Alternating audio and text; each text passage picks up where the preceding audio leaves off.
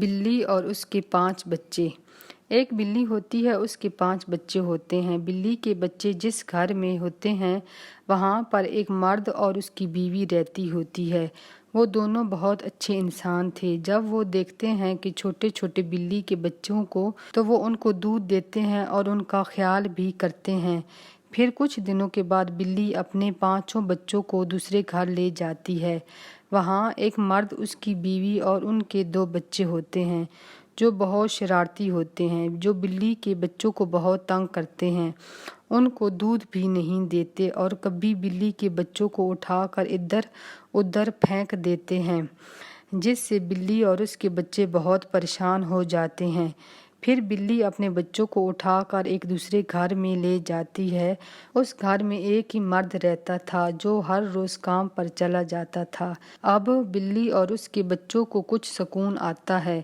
پھر کچھ دنوں کے بعد بلی اپنے بچوں کو ایک گھر میں لے جاتی ہے۔ اس میں ایک عورت رہتی ہے، وہ بہت اچھی ہوتی ہے۔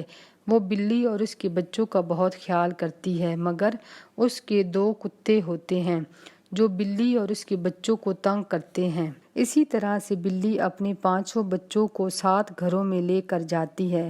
ان میں سے تو کچھ اچھے ہوتے ہیں اور کچھ برے ہوتے ہیں۔